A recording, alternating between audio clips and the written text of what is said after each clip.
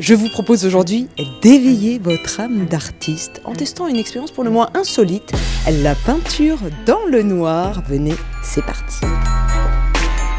Mais quel artiste, Livio! Comment fonctionne cette peinture dans le noir? C'est de la peinture fluorescente. On est sur des pigments fluo, c'est de l'acrylique, mais là on a des pigments de synthèse qui réagissent à la lumière noire ou à la lumière UV. D'où est-ce que ça vient, cette peinture fluorescente? Le tube de peinture, ça existe depuis à peu près la moitié du 19e siècle. Donc le temps qu'on arrive au fluo, on était plutôt sur le 20e siècle, sur des mouvements d'avant-garde comme le psychédélisme qui ont commencé à utiliser ça pour redonner sur un tableau ce qu'on peut avoir sous psychotrope par exemple. Ah d'accord, mais là, rassure-moi, on va pas prendre de psychotrope pour peindre ici. Non, on a d'autres choses qui fonctionnent très bien aussi. Ne serait-ce que l'imaginaire, hein, ça va suffire. Oui. Je peux essayer moi aussi?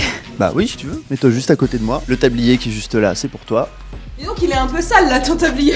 Ah, c'est normal, c'est pour s'imprégner de l'âme des autres artistes peintres qui sont venus sur l'expérience. Mais est-ce que c'est dangereux là pour la santé si jamais j'en mets sur mes doigts, je le porte à ma bouche? Il n'est pas question de l'ingérer, mais en tout cas sur la peau, ça te posera aucun problème. Une femme enceinte va pas se mettre en danger si elle commence à peindre ici. Quel pinceau j'utilise pour débuter ma toile? Alors pour commencer, tu vas pas utiliser un pinceau, il te faut un rouleau. Tu vas pouvoir tremper dans la peinture noire qui est juste là et recouvrir entièrement ta toile de noir pour commencer. Mais à quoi ça sert de tout peindre en noir? On est sur de la peinture fluo et le blanc ça récupère toutes les peintures, donc ça ressortirait beaucoup trop fort et t'aurais pas le vrai effet fluo à la fin. Ça c'est un bon moment justement pour rentrer dans la toile une première fois, ça permet de briser un peu l'angoisse de la toile blanche de départ. Ah, c'est dur là les petits coins de les avoir. Bah, faut pas hésiter soit à prendre la toile dans ta main, soit à la retourner directement. Comme ça. Comme ça, c'est super. Ok, mais je risque pas de me tacher là, avec du noir plein les doigts et sur les vêtements? T'en auras un peu sur les mains, mais ça part. Et sur les vêtements, ça part très bien à la machine. L'idée c'est de pas en mettre beaucoup, parce qu'on est après sur 20 minutes de temps de séchage à peu près. Tadam! Ça y est, c'est sec. Donc j'ai hâte de commencer à peindre. Donc qu'est-ce que j'utilise exactement? Et bien pour peindre, le mieux c'est d'utiliser des pinceaux que tu as ici. On en a mis de 3 tailles différentes histoire de tester, donc ça c'est pour faire vraiment du détail, on est sur un petit. Alors moi je suis nulle, mais nulle en dessin. Est-ce qu'il est possible de faire de l'art abstrait? Comme ça je prends moins de risques. Qu'est-ce que tu me conseilles? Tu as le droit de faire exactement ce que tu veux, ce qui te plaît, donc l'art abstrait ça marche très bien. Et notamment pour l'art abstrait, il y a quelque chose qui s'appelle le dripping. Ça a été inventé dans les années 40 par une peintre qui s'appelait Janet Sobel. Et en fait, le principe est simple, c'est qu'on va mettre des gouttelettes de partout en agitant soit de la peinture, soit des marqueurs. Allez, je trempe un peu dans le jaune, même beaucoup, et je vais faire la technique de la catapulte, tu m'as dit. On y va. Vas-y, à fond. Ah ouais, il faut y aller franco, hein. Oui, faut y aller franco, sinon n'hésite pas à mettre ton doigt par-dessus. Ouais, ça sera peut-être plus simple. Donc je prends la peinture à même le doigt, hop, comme ça. Pas du tout. Pas du tout. Alors... Oh, ça marche quand même. Ah oui, ça fonctionne. Mais alors comment? Vas-y, montre-moi. Quand je te parlais de catapulte, c'est plutôt en utilisant un pinceau et en te servant de ton doigt comme une catapulte. Et petit à petit, tu vas avoir quelque chose de tout petit qui va se faire. Ah ouais, des tout petits filaments, d'accord. C'est vraiment pour rentrer dans le détail. Typiquement, ça pour finaliser un tableau, pour donner un petit effet paillette. Allez, on va faire un truc un peu... Je sais pas ce que c'est, ce que je fais, mais on va dire qu'il y a de l'idée. Un espèce de feu d'artifice de couleurs. Non mais regarde, c'est joli, non? Bah c'est ça l'idée, ça commence à s'enflammer, en effet. Non mais c'est vraiment surtout pour se défouler en fait, parce que là je fais vraiment mais n'importe quoi de préférence. Ce qui est amusant, c'est vraiment le côté lumière noire qui va rendre phosphorescent. Hop, voilà, il faut de l'art abstrait. Et tu sais quoi? Hop, j'y vais carrément à pleine main, je mélange les couleurs et là je te fais des traces en mode film d'horreur. On déconseille quand même les mélanges avec la peinture fluo. Faut savoir que le pigment fluo, il est très orgueilleux, il supporte pas la mixité. C'est pour ça d'ailleurs qu'on donne pas de palette dans cet atelier. L'idée c'est que tu vas avoir vraiment un effet fluo en gardant la peinture telle qu'elle. Et voilà, mon œuvre est achevée, je vais appeler ça Tourment par temps de printemps. Très bien, pourquoi pas. Finalement, je préfère presque l'effet de la fluorescence sur la peau, ça donne un côté très amusant. En plus, c'est absolument pas nocif, ça part très très bien sur la peau. Voilà. Merci beaucoup. Là. L'œuvre vivante, merveilleux, ça te va très très bien. Alors on avait pensé à Body Paint in the Dark, mais on va faire ça peut-être une prochaine fois. Cette expérience, elle se passe en 2 temps. Là, tu as peint à l'aveugle. Mais Je te confirme, hein, j'aurais pu avoir les yeux fermés, ça aurait fait le même résultat. Et bien maintenant, tu vas devenir voyante. Tu vas pouvoir utiliser ça. Ce sont des lunettes 3D qui vont te permettre de voir ta peinture en 3 dimensions. Non. Ah, attends, mais c'est extra. C'est génial. J'ai les traits orange là qui ressortent, on a l'impression qu'on pénètre à l'intérieur de la toile. Alors là, je comprends vraiment l'effet psychédélique dont tu parlais initialement. C'est très amusant. Et peindre en même temps, attends, je vais essayer.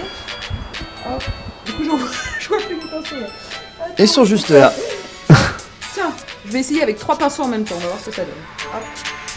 On n'est pas sur des lunettes 3D de cinéma, on est vraiment sur des lunettes qui sont basées sur le prisme qui a été découvert par Newton. En 1666, Isaac Newton, il a découvert un prisme qui permet de décomposer le spectre de la lumière. Tu vois, la lumière blanche, c'est la totalité des choses, et quand on a un arc-en-ciel, ça se décompose petit à petit. Et là, en fait, les lunettes que tu as sont composées de dizaines de milliers de nanoprismes, et c'est pour ça que tu as cet effet-là sur ta peinture. Mais le seul truc qui est un peu dommage, c'est si je ramène cette œuvre chez moi, j'aurais jamais le rendu que là j'ai tout de suite. C'est-à-dire, j'aurais pas la fluorescence parce que chez moi j'ai pas de lumière noire, et puis j'aurais pas cet effet 3 dimensions aussi. Donc finalement, on ne peut profiter de son œuvre que sur place ici. En fait, tu as 3 œuvres pour le prix d'une. Ta première œuvre, c'est celle que tu vois à la lumière naturelle.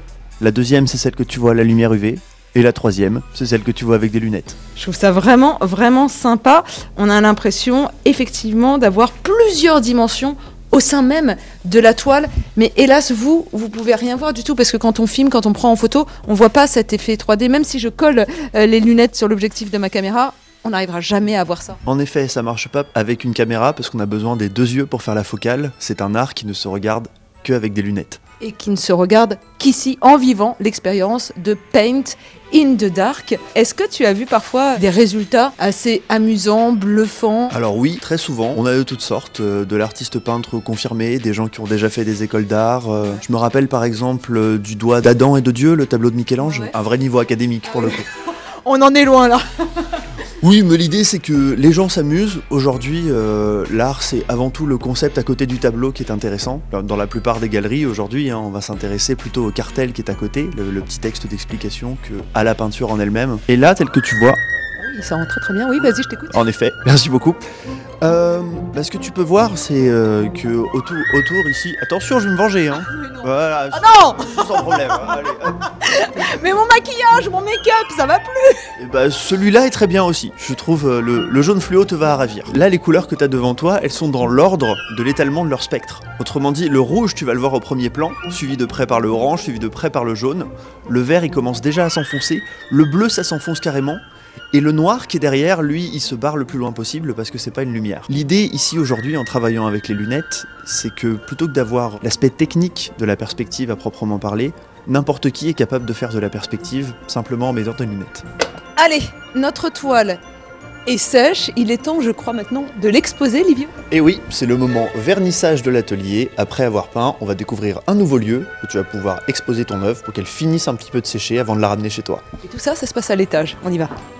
Et nous voici au premier étage, tout débarbouillé, avec mon chef-d'œuvre que je vais mettre. Bah écoute, là par exemple, regardez ça, pile là. Dis donc, il y en a combien d'étoiles qui ont été faites depuis le début de cette expérience? On a ouvert l'expérience le 17 novembre, donc là, si mes calculs sont bons, on a plus de 10 000 toiles. Au niveau des tarifs, combien ça coûte? Combien de temps ça dure? On est sur une expérience à partir de 36 € pour les groupes et 39 € pour une personne seule. La peinture en bas, on est sur 1h30 d'expérience, avec temps d'attente de séchage, masterclass d'explication le temps que la toile sèche. Ça ouvre du mercredi au dimanche. En semaine, on est plutôt en soirée, le week-end aussi l'après-midi et soir. Et est-ce que chez soi, on peut s'amuser à refaire des toiles dans le noir et fluorescentes? Oui. Pour la peinture fluorescente, mieux vaut la commander sur internet. Les lunettes, par contre, sont très difficiles à trouver. Je crois qu'il n'y a qu'une seule boutique à Paris qui en fabrique. Et c'est vraiment une méthode spécifique de fabrication. D'où l'intérêt de venir ici. Et l'expérience, c'est jusqu'à quand? L'expérience, elle dure jusqu'à mi-avril. Waouh, qu'est-ce que c'est là-bas? Eh bien ici, c'est aussi un bar. Tu fais pas que de la peinture, tu viens aussi pour boire des verres. On est dans un speakeasy, on peut se détendre et prendre un cocktail. Un speakeasy, donc pour rappeler ce que c'est un bar caché, c'est ça? Exactement, un bar caché connu seulement des initiés et qu'on découvre en faisant l'expérience Paint in the Dark. Mais tu peux aussi profiter du bar sans peindre pour autant? Les gens peuvent venir accéder directement au 2e étage s'ils le souhaitent. C'est interdit aux enfants parce que ici c'est aussi une expérience de mixologie où les gens viennent boire des cocktails. Tiens Ariane, je t'ai préparé un petit verre pour finir. Et tu verras en plus avec ces verres qu'on joue toujours sur le phosphorescent. Si tu le remets dans la lumière d'en bas, ça va briller comme une peinture. Comme c'est sans alcool, j'en profite. Santé! Santé! Vive l'art! À vous de tester l'expérience. Bye bye!